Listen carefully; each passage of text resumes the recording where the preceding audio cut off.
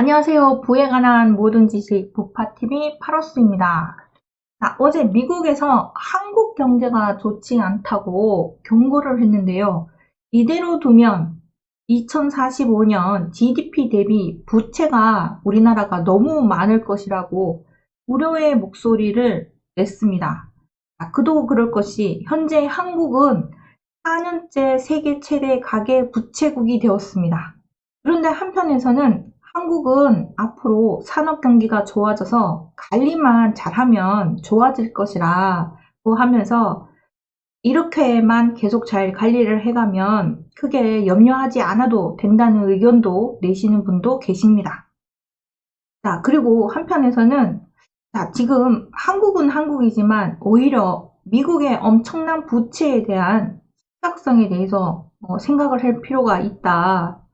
이렇게 얘기를 하고 있고요. 이대로 두었다간 오히려 미국이 국가부도가 날지도 모른다는 말도 나오고 있습니다. 자, 앞으로 금리 인하를 기대하고 있는 우리로서는 한국 경제 상황이 얼마나 안 좋은지, 그래서 금리 인하를 할 수 있는지, 거기에 따라 또 미국의 경제 상황은 어떠한지 알아보고 앞으로 미국의 상황에 따라서 우리나라가 금리를 또 내릴 수 있는지 미국과 한국의 경제 상황에 대해서 살펴보는 시간을 가져보도록 하겠습니다. 자, 한국 빚더미 경고 나선 미국입니다. 2045년 GDP보다 부채가 더 많아질 것이라고 경고를 했는데요. 자, 저출생 고령화로 복지 지출이 급증하는 가운데 한국의 눈덩이 나랏빚을 우려하는 글로벌 기관들의 경고가 잇따르고 있습니다. 재정 건전성은 외환 보유액과 함께 대외 신인도를 떠받치는 양대 축인 만큼 건전 재정을 위한 지출 구조 조정과 재정 중칙과 같은 안전판 마련이 시급하다는 지적이 나오고 있는데요. 19일 블룸버그 산하 연구기관인 블룸버그 인텔리전스는 재정 전망 보고서를 통해 올해 56.6%인 한국의 국내 총생산 GDP 대비 정부 부채 비율이 2045년이 되면 100%를 넘어선다. 이후 2025년께는 120%를 기록할 것으로 내다본다는 보고서를 발표를 했습니다. 재정 건전성 악화로 신용 등급이 전망이 떨어지면 우리나라 한국의 신인도가 추락하고 기업 조달 비용이 크게 오르는 부작용이 커질 수 있는데요. 양중모 연세대 경제학 교수는 정부 부채를 지금 관리하지 못하면 환율과 국가 신인도에 문제가 생겨서 더 큰 문제를 불러일으킬 수 있다면서 지금 고물가 현상인 여전한 상황에서 정부 지출을 줄이는 방식으로 건전 재정을 유지해야 한다고 말했다고 합니다. 자, 그런데 기업 부채 6년간 1036조 원이나 늘었습니다. 자, 그런데 살펴봤더니 국내 기업 부채 대부분 비율이 상당히 좀 크긴 큰데 국내 기업 부채에서 부동산 대출이 좀 급증한 부분이 좀 심각하다라는 것입니다. 자, 국내 기업의 부채 비율 2022년 기준으로 봤을 때 한국은 122%, 독일은 200%, 일본은 145%, 미국은 121% 등으로 비교하면 좀 낮거나 뭐 비슷한 수준인데 지금 현재 우리나라 부채 비율이 전 세계적으로 GDP 대비 1등이다 라는 4년간 1등이다 라는 지금 오명을 쓰고 있습니다. 자, 근데 그 기업 부채를 자세히 살펴보면 국내 기업 부채가 6년간 1036조 원 늘어났다고 말씀드렸잖아요. 자, 근데 한국은행이 2024년 5월 20일 공개한 우리나라 기업 부채 현황 및 시사점 보고서에 따르면 국내 기업 부채는 2023년 말 2,734조 원으로 2018년부터 6년간 1,036조 원 늘었다고 합니다. 연평균 8.3% 늘어났는데요. 연평균 명목 국내 총생산 GDP 성장률 3.4%의 2배를 훌쩍 넘는 기록이라고 합니다. 명목 GDP 대비 기업 부채 비율도 2017년 말 92.5%에서 2023년 말 122.3%나 치솟았다고 합니다. 한국은행은 기업 부채가 크게 늘어난 원인은 2010년대 중반 이후 부동산 경기 활황을 배경으로 비은행권을 중심으로 부동산 부문에 대한 신용 공급이 확대된 것을 지적했습니다. 금융권 부동산업 대출 총액은 2017년 말 기준 239조 8천억 원에서 지난해 말 540조 6천억으로 훌쩍 뛰었는데요. 또 코로나19 위기 대응한 개인 사업자 등에 대한 금융 지원 조치가 지속된 것도 국내 기업 부채 증가 원인으로 작용했다고 합니다. 아무튼 부동산으로 인한 대출이 지금 많이 나간 게 좀 큰 원인인 겁니다. 한국은행이요. 2,730조 원에 달하는 기업 부채의 주된 요인을 부동산업 대출로 지목하며 경고장을 날렸다고 합니다. 대출이 기업 성장을 뒷받침하는 투자로 이어져야 하는데 상대적으로 생산성이 떨어지는 부동산업에 빚이 과도하게 쏠려 있다는 지적인 건데요. 한국은행은 기업 부채가 우리 경제 선순환에 기여할 수 있도록 부동산 프로젝트 파이낸싱, 즉 PF 대출, 지금 우리나라가 지금 크게 문제가 되는 게 지금 바로 PF 문제입니다. 부동산 프로젝트 파이낸싱 PF 대출에 대한 질서 있는 구조 조정을 통해서 부동산업 대출의 점진적인 디레버리징을 유도해 나가야 한다고 제안을 했다고 합니다. 5월 20일입니다. 한국은행은 금융시장국 시장총괄팀에서 발표한 우리나라 기업 부채 현황 및 시사점에 따르면 지난해 말 기준 기업 부채 증가가 아까 말씀드린 대로 2,734조 원으로 본격적인 증가세가 시작된 2018년 이후 1,036조 원이나 급증했고요. 이는 명목 국내 총생산 대비 기업 부채 비율은 지난해 말 122.3%로 2017년 말보다 29.8%포인트 뛰었다고 합니다. 지난해 말 기준 금융권 전체의 부동산업 대출 잔액은 540조 6천억으로 2017년 239조 8천억보다 300조 9천억 늘었다고 합니다. 2012년 금융권의 부동산업 대출은 명목 GDP 대비 8.6%였지만 2017년 13.1%로 증가한 후 지난해에는 24.1%까지 치솟은 것입니다. 부동산 및 개인 사업자를 제외한 일반 기업의 경우는 2020년 이후 대기업을 중심으로 업황 부진에 따른 영업자금 수요와 시설투자자금 수요가 모두 늘어나면서 부채 증가세가 확대됐다고 합니다. 다만 보고서는 올해 주력 산업의 업황이 개선되면서 부채 증가세가 점차 둔화될 가능성은 있다고 내다봤다고 합니다. 점차 좀 개선되지는 않겠는가 이렇게 보고 있는데 여전히 우리나라 부채가 많다. 즉 부동산 대출이 너무 많다. 특히 PF 대출이 너무 많다. 거기에 대해서 지금 미국에서 우려를 나타내고 있다는 거예요. 이로 인해서 국가 또 채무 비율도 좀 엄청나게 높다고 합니다. 우리나라 GDP 대비 정부 부채 비율도 계속 증가하고 있는데요. 보시면 한국, 영국, 미국, 프랑스, 일본 정부 부채 비율 증감률은 오히려 떨어지고 있고 독일도 떨어지고 있는데 한국은 GDP 대비입니다. 금액이 아니라 GDP 대비 정부 부채 비율 증감률이 한국이 이렇게 높습니다. 그래서 늘어나는 국가 채무인데요. 이대로 가다가는 2025년에는 굉장히 1273조 정도나 늘어날 것으로 보입니다. 이러한 사태다 보니까 G8 중 가장 빨리 늘어나고 있고 일본과 독일 부채 감소 전망과 대비해서 우리나라는 오히려 오르고 있는 것이 좀 좋지 않네요. 이로 인해서 우리나라 국가 채무 비율 현 수준으로 지금 묻는다고 하면서 부처별 사업 예산 전면 재검토를 하겠다고 합니다.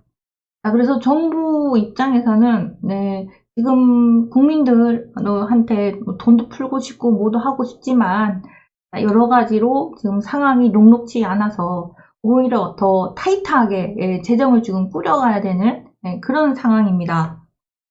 이런 상황에서 가계부채 비율 3년 반 만에 100% 아래로 내려왔습니다.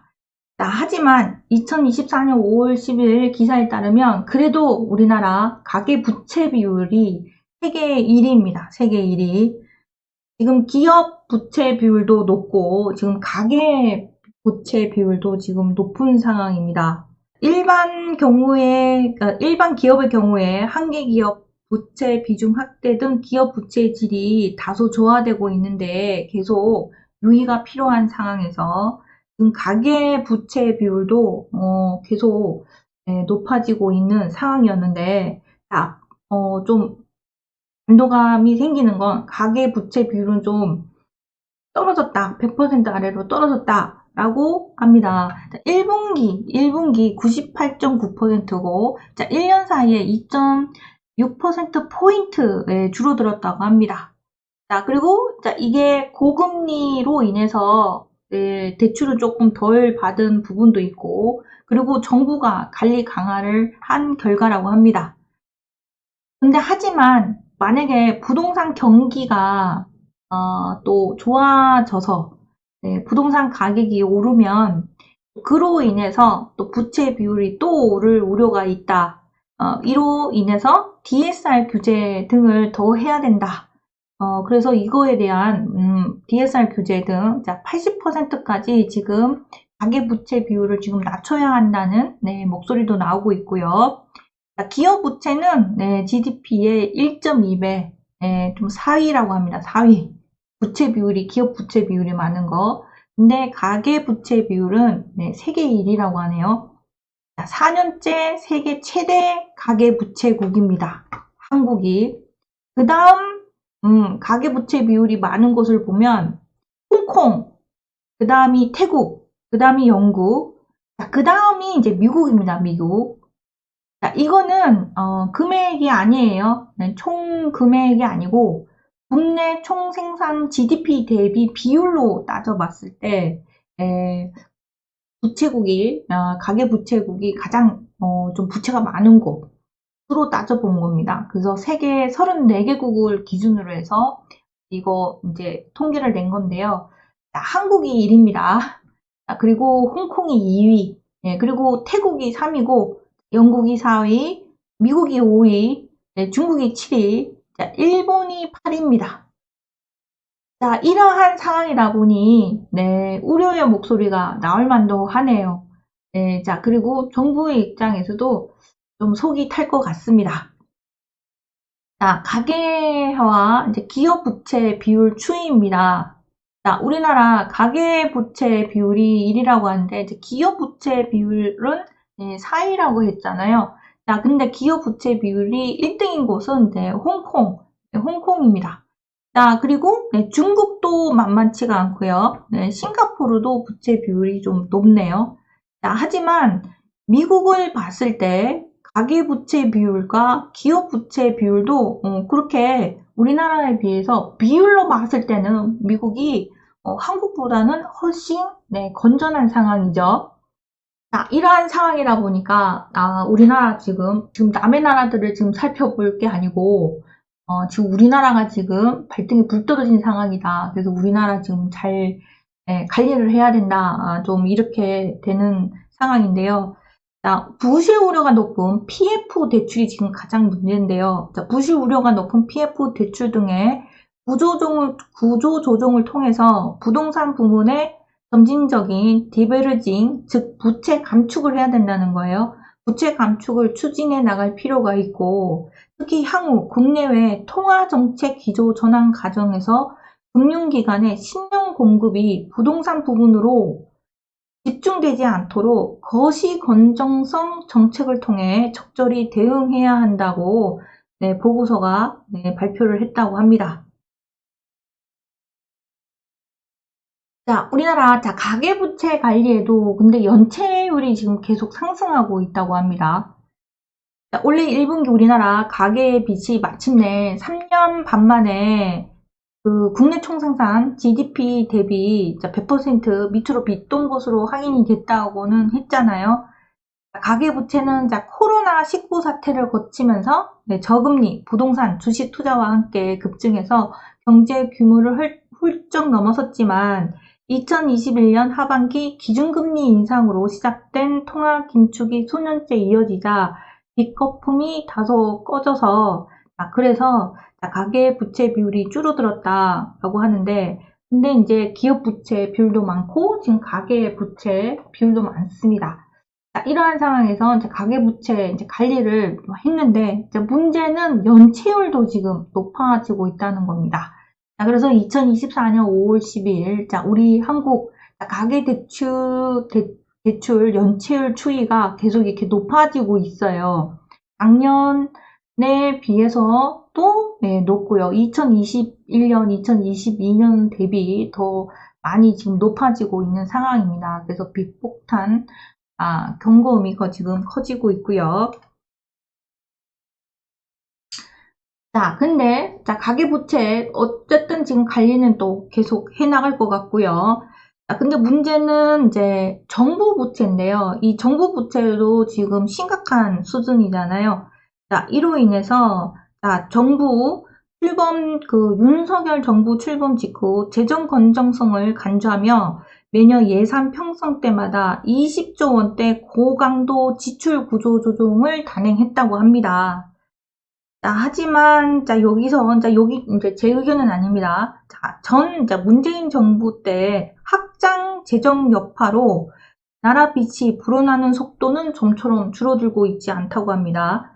매일경제가 국제통화기금 IMF의 최신 재정 데이터를 분석한 결과 한국의 GDP 대비 일반 정부 부채 비율은 코로나19 여파로 확장 재정의 발동이 걸리기 시작한 2020년 48.7%에서 2029년 59.4%로 10.7%포인트 급증할 것으로 관측됐다고 합니다.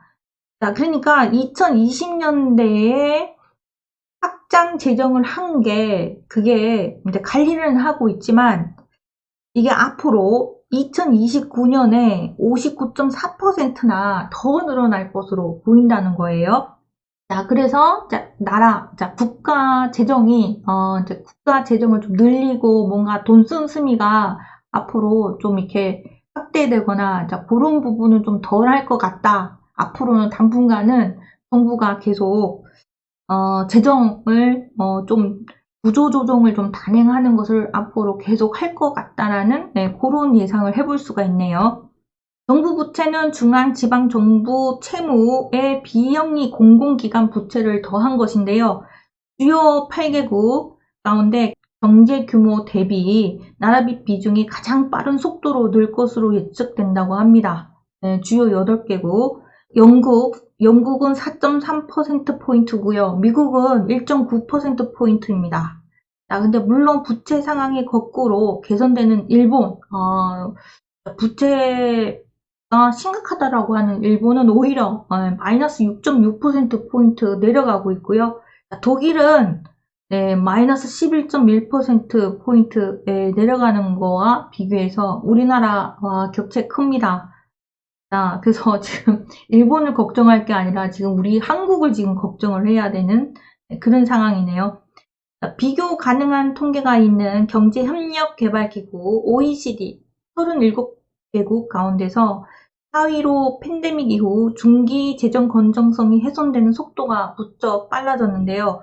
OECD 국가 중 한국보다 부채 비율 증가세가 빠른 나라는 에스토니아가 13.8%포인트고요. 슬로바키아가 13.6%포인트고요. 네, 그리고 핀란드가 12.4%포인트라고 합니다. 그러니까 이런 나라들과 함께 우리나라가 지금 국가 채무가 좀 별로 좋지 않다는 거예요. 최근 글로벌 신용평가사 피치가 한국은 공공재정 분야에서 더 이상 신용등급 강자가 아니다 라면서 부채 증가 억제를 위한 노력이 필요하다고 경고한 것도 이 같은 맥락이다 라고 하고요.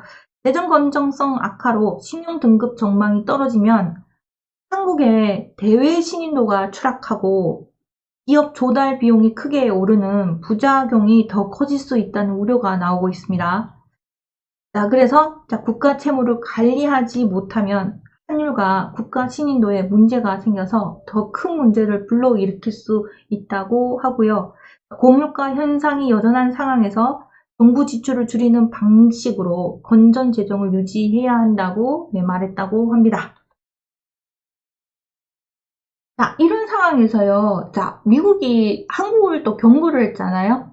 너네 지금 국가 재정도 좋지 않고 이대로 가다가 큰일 나.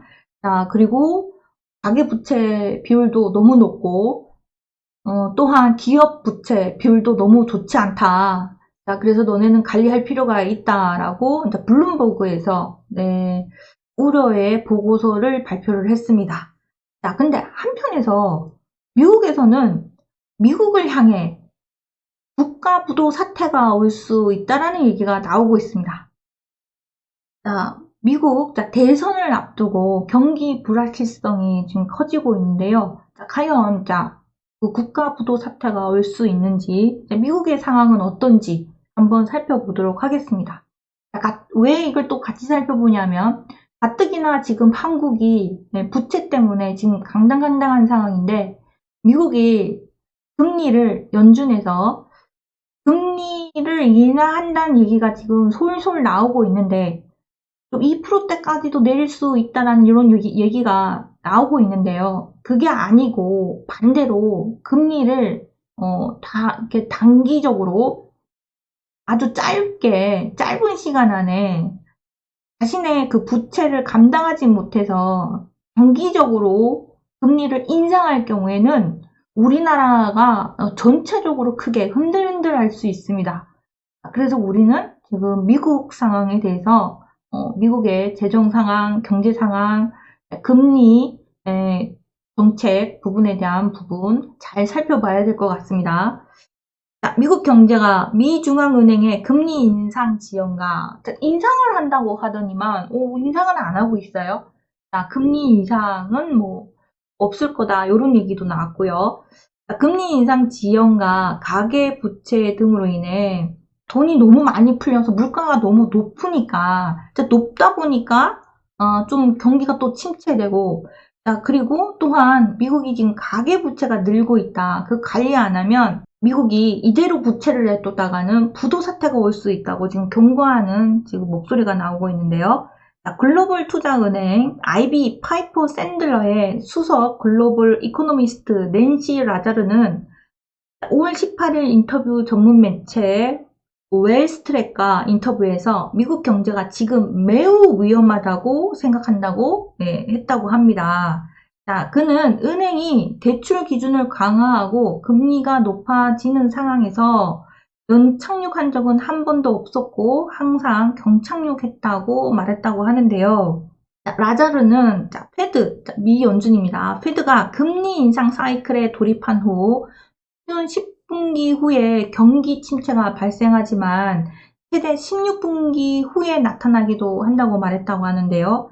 이번 2분기는 기준금리 인상을 시작한 2022년 3월 이후 이제 9분기 때에 진입한 상황인 거예요.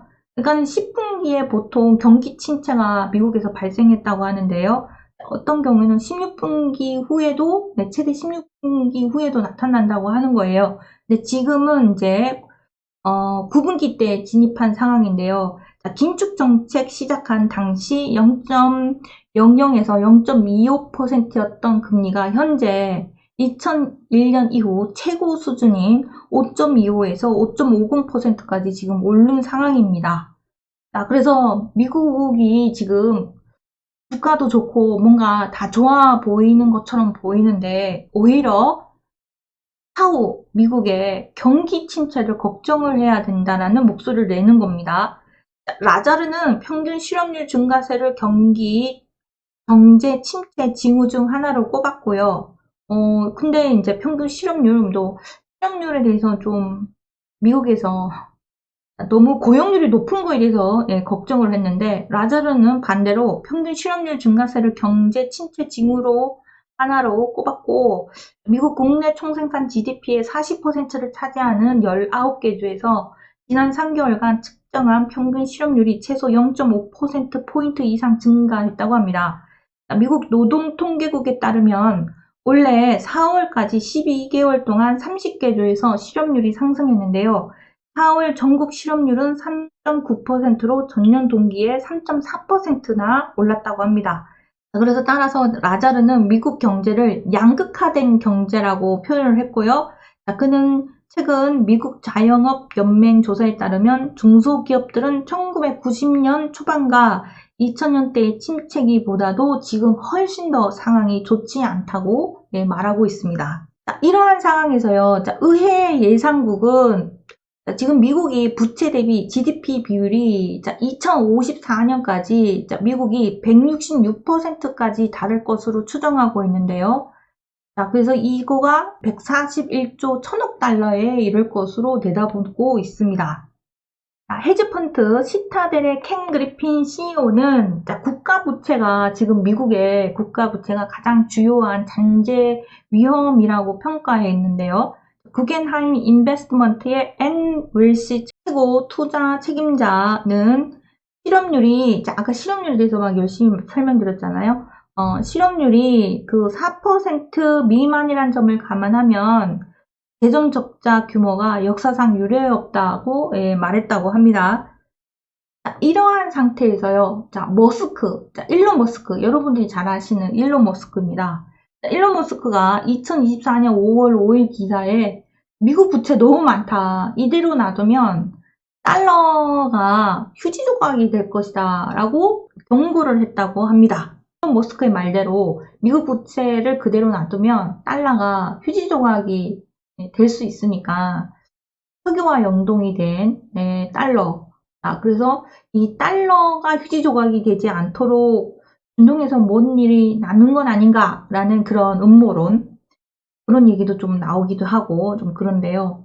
어쨌든 지금 문제가 뭐냐면 차기 미국 대통령에 도전하는 후보들이 이 사안을 심각하게 다루지 않고 있는 게 문제고 오히려 문제를 키우는 정책을 추구한다는 것이 문제다. 이것에 대해서 지금 지적을 하고 있다고 합니다. FT에 따르면 공화당 후보인 도널드 트럼프 전 대통령의 감세 정책을 적용하면 국가 부채가 5조 달러나 늘어날 수 있는데 조 바이든 미국 대통령은 부유층 세금 인상 계획을 갖고 있지만 그렇다고 해도 미국의 부채는 10년 동안 계속 증가할 것으로 보인다고 하네요.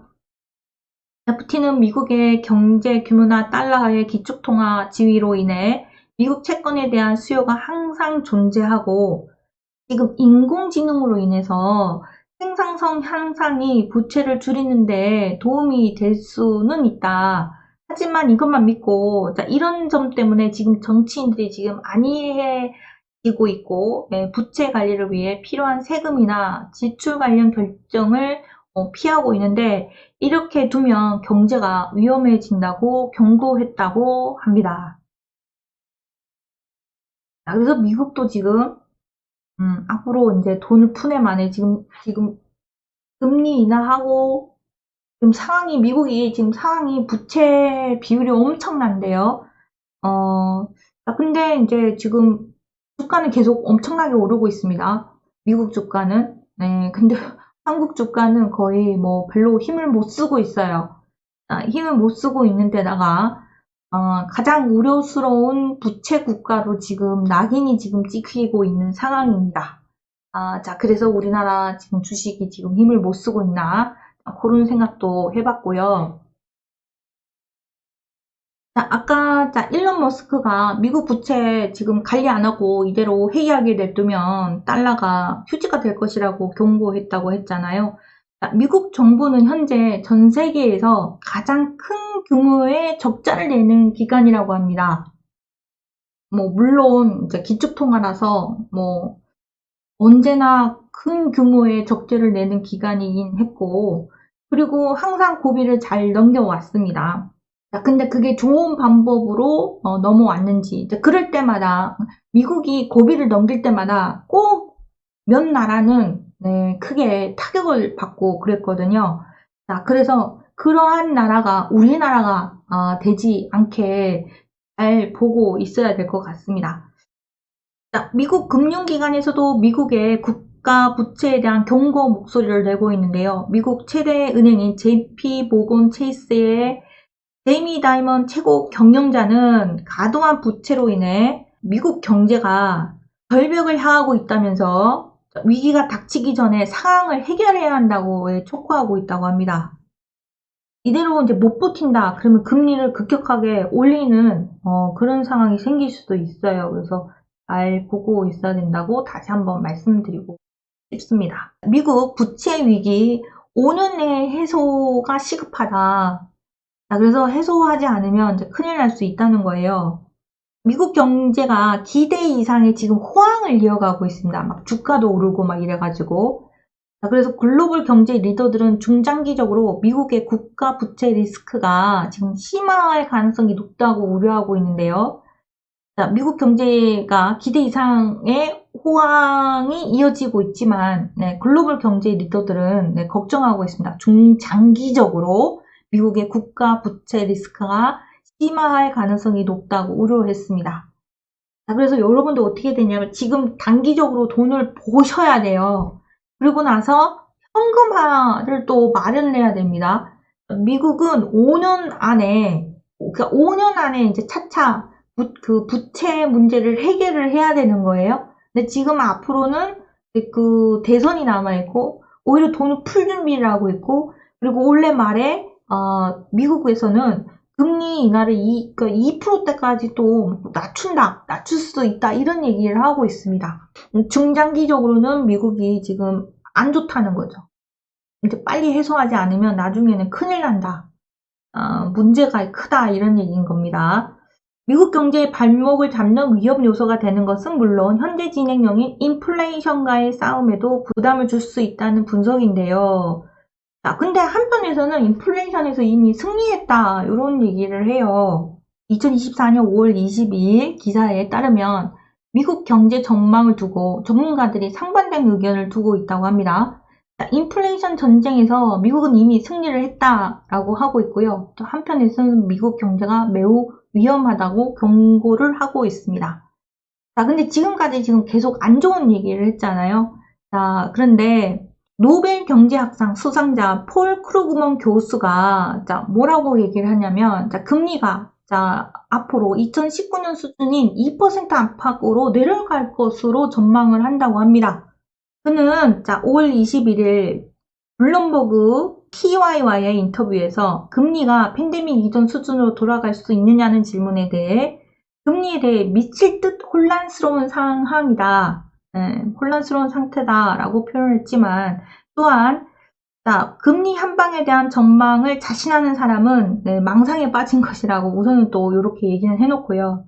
그렇지만 크루그먼 교수는 팬데믹 이전과 비교했을 때 지금 제조업 투자 확대를 유도하는 조 바이든 미 행정부의 산업 정책의 변화와 지금 이민 증가 등 다양한 요인들로 인해서 대내외적인 상황이 모두 변했다고 보고 있고요. 또한 인공지능 AI를 포함한 신기술이 기업의 자본 지출을 확대했을 가능성도 있다고 말했습니다. 그는 금리 수준이 장기적으로 2019년 수준으로 정상화될 것으로 내다봤는데요. 크루그먼 교수는 2019년은 여전히 우리의 기준이 되어야 한다면 매우 낮은 금리로 되돌아갈 것이라고 말했다고 합니다. 크루그만 교수는 기준금리가 실제로 상승했을 수도 있고 그게 일시적인 현상일 수도 있다고 말했다고 합니다. 향후 몇 년 내에 전례 없는 수준에 도달할 것으로 보고 있는 연방 부채에 대해서는 크게 우려하는 수준이 아니다라고 얘기했다고 합니다. 아무튼 지금 미국 지금 국가 부채 너무 많아서 국가 부도의 위기가 있다라고 하는데, 노벨 경제학상을 받은 폴 크루먼 교수는 오히려 미국의 그 부채에 대해서 연방 부채에 대해서 크게 우려를 하지 않았다고 합니다. 그러면서 오히려 앞으로 미국은 금리를 2%대까지 낮출 수 있지 않겠는가 이렇게 봤다는 거예요. 그는 자국 통화로 차입하는 국가들의 대출 기관들이 대출을 거부하는 것과 같은 부채 위기에 대한 역사적인 기록이 있었느냐고 되물은 뒤 1926년 프랑스를 제외하면 거의 없었다고 설명을 하면서, 일본은 수십 년간 막대한 부채를 안고 있지만 아직도 부채 위기는 없지 않냐 라고 강조를 했다고 합니다. 그렇게 되면 또 우리나라도 또 그러네요. 우리나라도 부채 위기가 크다라고 하지만 관리만 잘하면 또 그냥 괜찮게 잘 넘어가는 거 아닌가, 또 그런 생각을 또 한편으로 해보게 되고요.